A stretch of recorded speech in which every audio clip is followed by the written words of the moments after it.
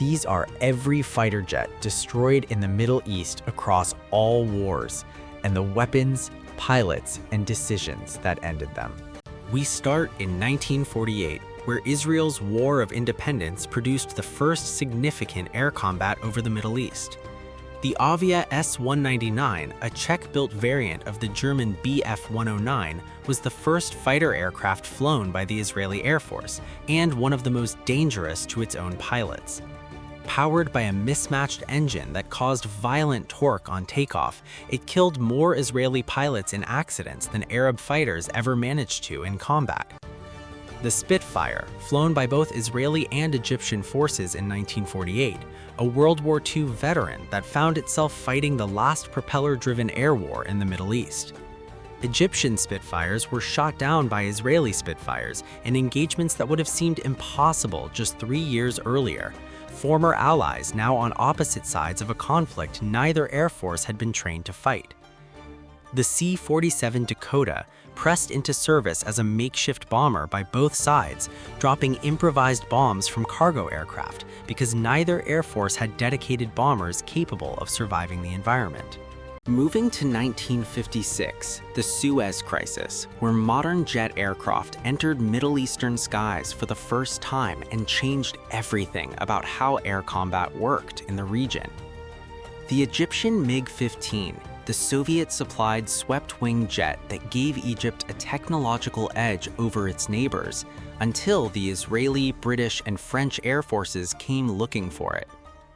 Fast, capable, and flown by pilots who had barely completed their training on it, the MiG-15 was a formidable aircraft in the hands of a skilled pilot and a liability in the hands of one who wasn't.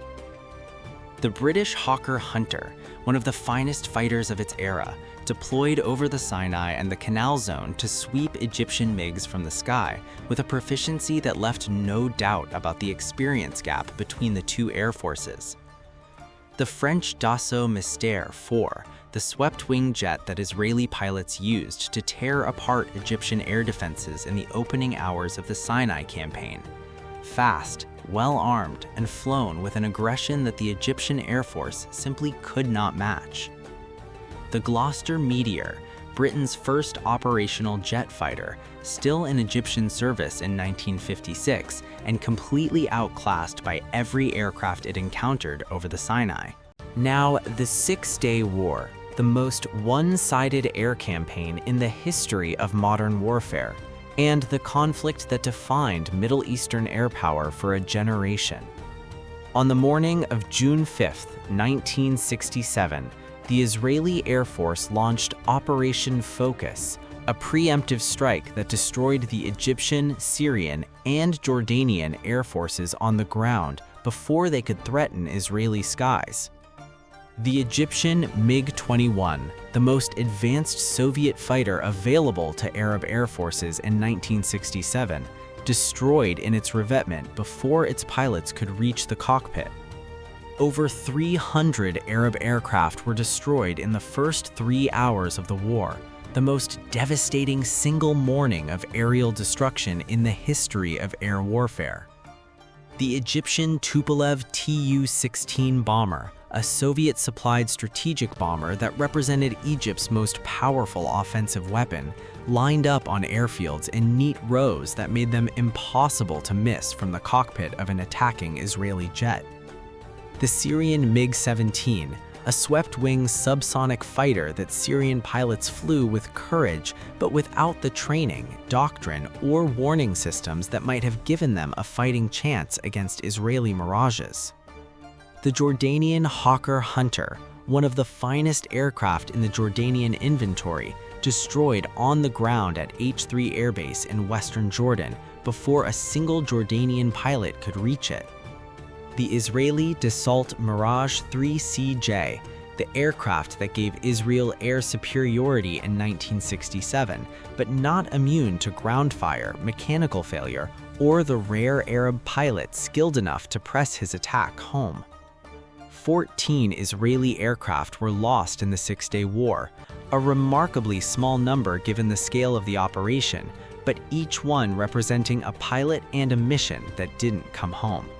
Moving to 1973, the Yom Kippur War, where Arab forces came within hours of overrunning Israeli positions and where the most advanced surface-to-air missiles ever deployed in combat began claiming aircraft at a rate that shocked every air force in the world. The Israeli F-4 Phantom II, the most capable aircraft in the Israeli Air Force in 1973, flying directly into the most concentrated and most sophisticated air defense network ever assembled, the Soviet-supplied SAM umbrella that Egypt and Syria had spent years building. In the first 4 days of the war, Israel lost over 50 aircraft, more than many air forces possessed in their entire inventory, primarily to SA-2, SA-3, and SA-6 missiles that the Israeli Air Force had not developed tactics to defeat. The Egyptian SA-6 Gainful, not an aircraft itself, but the weapon that defined the 1973 air war, a mobile radar-guided missile system that Israeli pilots had never trained against and whose radar frequency their electronic countermeasures could not jam. The Israeli A-4 Skyhawk, a subsonic attack aircraft that flew the most dangerous missions of the war, low-level strikes against Egyptian and Syrian ground forces through air defense envelopes that no aircraft of its generation was designed to survive. The Egyptian MiG-21MF, a significantly upgraded variant of the basic MiG-21 that proved genuinely capable in the hands of Egyptian pilots who had trained specifically for the air-to-air environment they expected to face.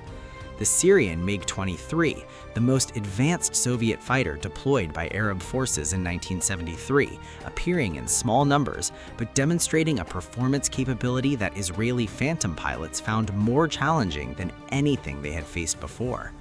The Israeli Super Mystère, an aging French jet that Israeli pilots flew in the opening hours of the war against Syrian ground forces, and paid for with losses that illustrated exactly how much the air defense environment had changed since 1967. Now, the Lebanon Wars, and specifically the Battle of the Bekaa Valley in 1982, the largest air battle since the Korean War, and one of the most decisive aerial victories in history. On June 9, 1982, the Israeli Air Force destroyed 19 Syrian surface-to-air missile batteries in the Bekaa Valley in under 2 hours using electronic warfare, drones, and precision strikes in a combined arms operation that rewrote the textbook on suppression of enemy air defenses.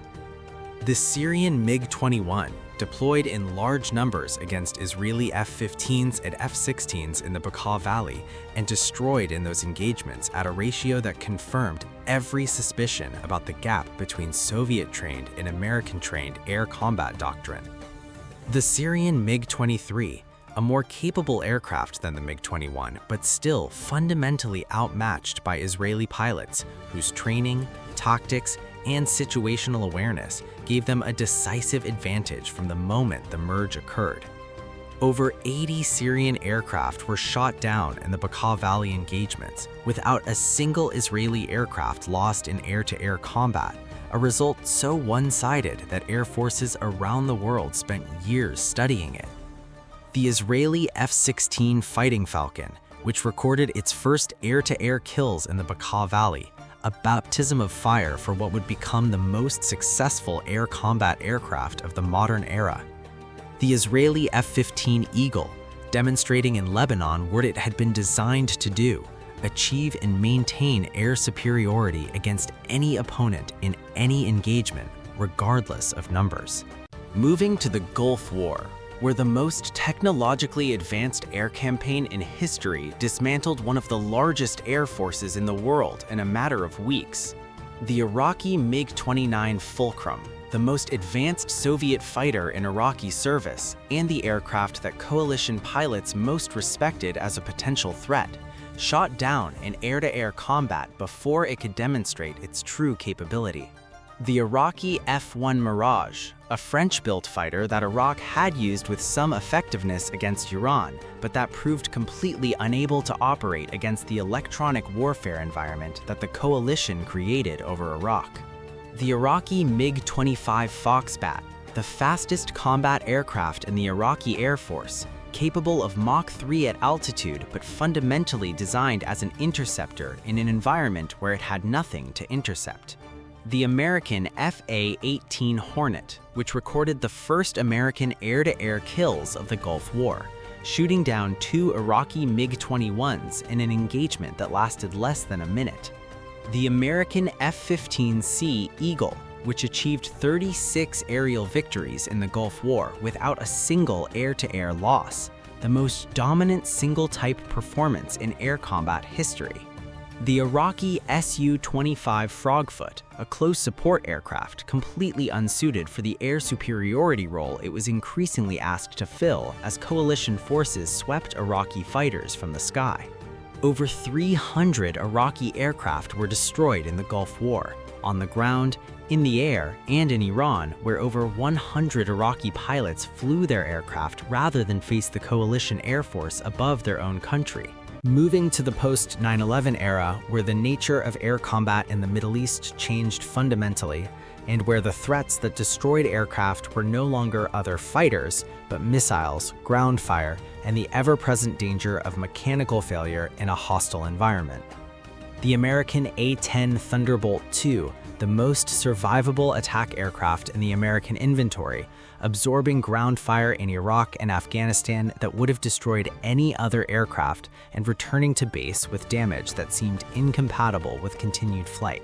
Several A-10s were lost to ground fire and mechanical failures over Iraq. Each loss a reminder that no aircraft, however well designed, is immune to the accumulated probability of combat operations at low altitude over a contested environment. The American FA-18 Super Hornet, which flew thousands of sorties over Iraq and Syria in the campaign against ISIS, and which lost aircraft not to enemy fighters, but to the ground fire and mechanical issues that are the constant background risk of sustained air operations. The British Tornado GR-4, the multi-role strike aircraft that the Royal Air Force flew over Iraq and Syria for years, reliable, capable, and eventually retired not from combat loss, but from the political decision to replace it with the F-35. The Russian Su-24 Fencer shot down over Syria by a Turkish F-16 in November 2015 in the first air-to-air kill between NATO and Russian aircraft since the Cold War, an incident that briefly raised the prospect of a conflict neither side wanted. The Russian Su-25 shot down over Syria by a Manpads missile in 2018, a reminder that even modern aircraft are vulnerable to shoulder-launched weapons when they operate at low altitude over territory where the enemy is present. The Israeli F-16I Sufa shot down by a Syrian SA-5 missile in February 2018 during a retaliatory strike on Iranian positions in Syria, the first Israeli combat aircraft lost to enemy fire since 1982, and a reminder that even the most capable air forces are not immune to the threats that have defined Middle Eastern air combat for decades. From propeller-driven Spitfires over the Sinai in 1948 to stealth aircraft over Syria in the 21st century, the Middle East has destroyed more combat aircraft than any other region on Earth. Every aircraft on this list fell for a reason: a missile that couldn't be jammed, a pilot who hesitated, a tactic that hadn't been updated, or simply the accumulated probability of flying combat missions in the most contested airspace in the history of aviation.